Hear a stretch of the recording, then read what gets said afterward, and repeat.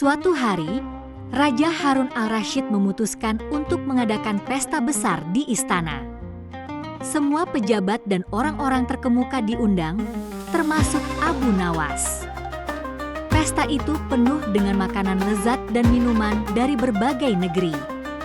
Di tengah pesta, Raja memamerkan sebuah cangkir emas yang sangat indah, dihiasi dengan permata yang mahal.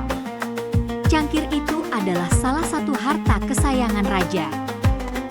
Melihat cangkir emas yang mewah itu, Raja tiba-tiba mendapatkan ide iseng. Ia ingin menguji kecerdikan Abu Nawas lagi, karena dia tahu bahwa Abu Nawas selalu bisa keluar dari masalah dengan cara yang tak terduga. Raja lalu berkata, Abu Nawas, aku ingin kau menyimpan cangkir emas ini untukku. Tapi ingat, kau tidak boleh kehilangan atau merusaknya, dan kau harus mengembalikannya padaku dalam keadaan yang sama persis saat aku memberikannya padamu. Abu Nawas tersenyum mendengar perintah Raja. Ia tahu bahwa ini adalah jebakan, karena Raja terkenal suka menguji orang-orang dengan perintah yang tampaknya mustahil. Namun, ia tidak menunjukkan rasa khawatir sama sekali. Dengan tenang, Abu Nawas menerima cangkir emas tersebut dan pulang ke rumah. Hari-hari berlalu, dan Raja menunggu dengan penasaran. Setelah seminggu, Raja mengirim utusan untuk memanggil Abu Nawas kembali ke istana. Abu Nawas, kata Raja dengan nada serius, mana cangkir emasku?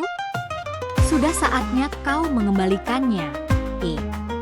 Abu Nawas menjawab dengan tenang, maaf, tuanku, aku sudah tidak bisa mengembalikannya. Mendengar jawaban ini, Raja marah besar. Apa maksudmu, Abu Nawas? Apakah kau berani merusak atau kehilangan cangkir kesayanganku? Abu Nawas tersenyum kecil dan berkata, tuanku, dengarkan dulu penjelasanku. Begini, setelah aku menyimpan cangkir itu di rumah, suatu malam, tanpa diduga, seekor burung gagak masuk ke rumahku melalui jendela. Burung itu terbang di sekitar ruangan dan melihat cangkir emas tuanku. Ia mungkin mengira cangkir itu adalah sesuatu yang menarik, lalu mengambilnya dengan paruhnya dan terbang keluar jendela, membawa cangkir itu pergi. Aku tidak bisa mengejarnya, karena itu terjadi sangat cepat. Raja tercengang mendengar cerita itu. Apakah kau pikir aku ini bodoh, Abu Nawas?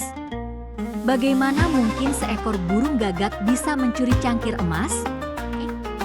Dengan tenang, Abu Nawas menjawab, tuanku, apakah mungkin seorang manusia yang lahir dari sebutir air mani bisa menjadi raja yang agung dan memiliki istana besar?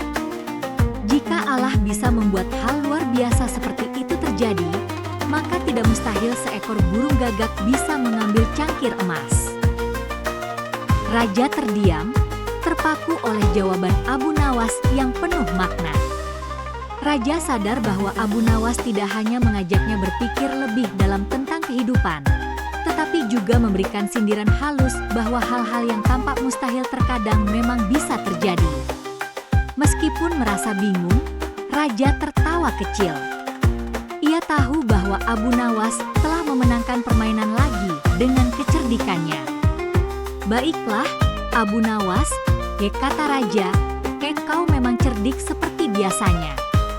Tapi jangan lupa, jika kau menemukan burung gagak itu, kembalikan cangkirku. Abu Nawas tertawa dan berkata, tentu, tuanku. Jika aku melihat burung gagak itu lagi, aku akan memintanya mengembalikan cangkir emasmu. Seisi istana ikut tertawa, termasuk Raja, yang merasa puas telah dihibur oleh kecerdikan Abu Nawas. Meskipun Raja kehilangan cangkir emasnya, ia mendapatkan sesuatu yang lebih berharga. Kebijaksanaan yang datang dari cara berpikir yang unik dan tak terduga dari Abu Nawas.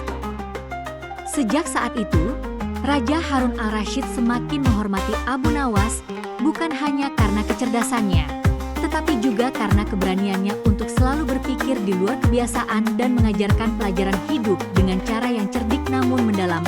Kisah ini pun menyebar ke seluruh penjuru negeri, memperkuat nama Abu Nawas sebagai orang yang selalu bisa membuat orang tertawa sambil memberikan pelajaran berharga dalam hidup.